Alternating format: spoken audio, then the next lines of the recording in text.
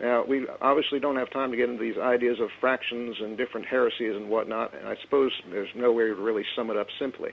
But, at some point you could discuss the specific heresies and whatnot. But again, this is all very broad and vague as we have it right now. And I continue to maintain that this is simply a matter of inventing rules as we go along, simply in order to dispose of Jesus as a real person.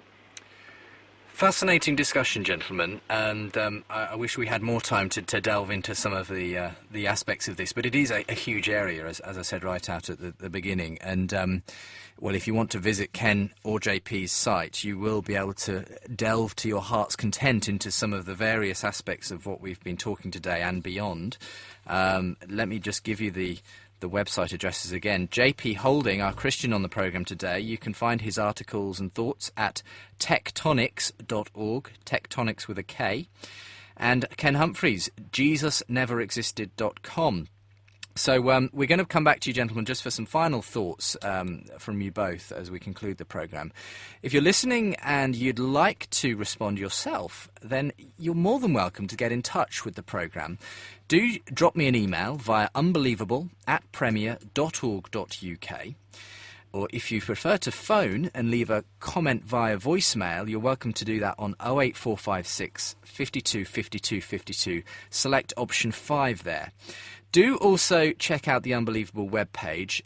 This show going live now as a podcast to listen back to there, premier.org.uk/unbelievable. I'll be posting links to my guests' websites as well, and to any other relevant shows in the Unbelievable archive as well, which you may be interested in listening back to as well. So it's all there, and you can even now, we've got a special little button that we've added in the last couple of weeks where you can subscribe via iTunes if you like to listen to the podcast that way. It's all possible now.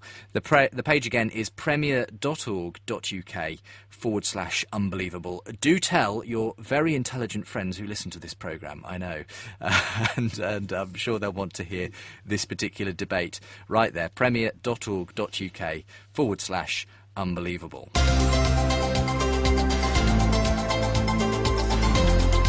Unbelievable with Justin Brierley.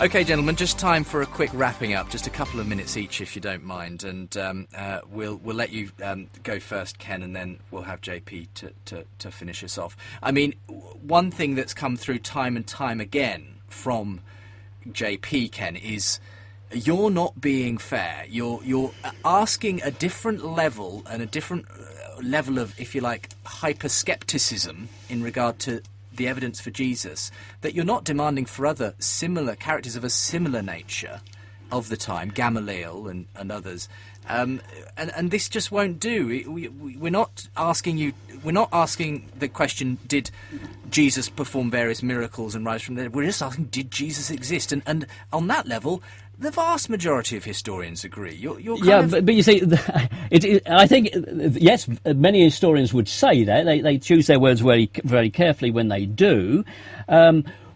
We are not concerned here with establishing just any old person. That is the crucial thing. We would probably want, we don't even have to look at the historical record if we want to conclude there was someone in Nazareth called Jesus. I mean, that is we can say, well, given the frequency of the name, there were always often going to be people. We know that Josephus mentions a whole bunch of people called Jesus. So if you just want to be comfortable with the idea there was someone around called Jesus, I don't have any problem with that. There were hundreds of them, thousands of them called Jesus. What we're trying to establish is a particular person. Now, what marks that particular person out from the rest? It is these very things you say now that don't matter. It was the fact that he worked miracles. It was the fact that he raised the dead. If he did none of those things, we wouldn't even be talking about him today. Now, but I mean, surely though, it's also he was, had a trial under Pontius Pilate. He was crucified. Those aspects of the story are what mark out the Jesus we're talking about. We're not talking about some random Jesus. There are difficulties in believing they are, historical events. They conform to nothing that would be appropriate for the time and circumstance.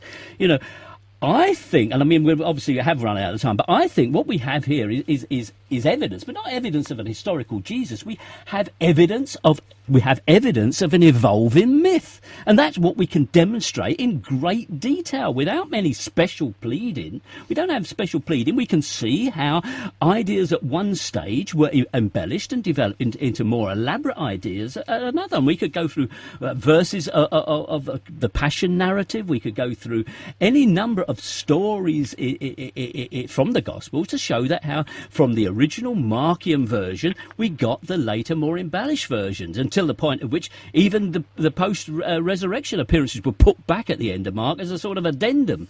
So we can see how there's been cross currents of development, and in actual fact, at least I can appeal to the broad brush idea of most scholars when I give Mark precedence, because very few people will agree with JP about Matthean precedence nowadays. All right. Well, thank you very much for being on the programme today. You've presented a very interesting case this afternoon, Ken. I'm sure it's given much food for thought for people who... Hard-hitting, I hope. Hard-hitting, certainly hard-hitting. And thank you, JP, for your hard-hitting response as well. So, yes, your final analysis, JP, if you would. I don't really need to add a whole lot. I think it's been demonstrated that this is the case for J&E simply is based on making new rules as you go along that would not be applied to anyone else.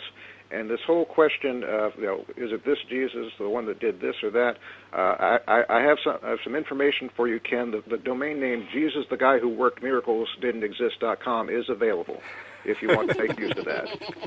But you might want to abandon JesusNeverExisted.com if you want to go in that direction. Well, I will as soon as you supply me with some evidence. It's all over the site. Have fun.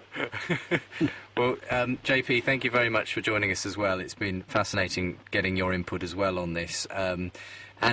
Yes, if people want more, I mean, tell us a little bit about your site and what the kind of materials on there are that people will be able to access. Oh, good heavens. Well, if you go to the front page, I have over 1,500 articles, essentially. I have book reviews, I have things on doctrine, I have things on the literature aspect, I have a little on Old Testament, not too much. I have some stuff on some historical issues, social science issues, even extended things like the Inquisition a bit. And I do some stuff on Mormonism and some of the other cults as well. Well, thank you very much for being on the programme today, and I'm sure our paths will cross again at some point. Thank you, the listener, for listening, whether you're a regular listener or this might be your first time listening to Unbelievable. This is the forum where Christians and non-Christians get together. Pretty hard-hitting, heavyweight stuff a lot of the time, and we've gone to a pretty, high-level, historical level here, but I think that's appropriate and right, because people like Ken, with their websites that are now so easily accessible on the internet, you don't have to go to a library to look this stuff up, it's available in your front room, are making bold claims, and it's important to know where the arguments lie on both sides. I hope you've had an interesting encounter with those arguments during the course of the programme today. Thanks again to both my guests, JP and Ken. Don't forget you can get this programme online now, premier.org.uk/unbelievable. And if you haven't subscribed to our podcast, either via some kind of podcast reader or via iTunes, do that, and you'll be able to access a vast back archive of programmes that I'm sure will spark your interest too. Once again, the place to do it, premier.org.uk/unbelievable. Well, it's time to wrap this programme up and let you know what's coming up on the programme next week. You're unbelievable. It's an interfaith discussion as we ask, was Jesus the Messiah of the Jews? No question that he existed next week, but a very different interpretation about what Jesus was and who he was. It's going to be Rabbi Jonathan Romain, he's our Jewish guest, and a Messianic Jew in the form of Stephen Pash. It's going to be a fascinating discussion. Do join me for that at the same time between 2:30 and 4 and online at premier.org.uk/unbelievable.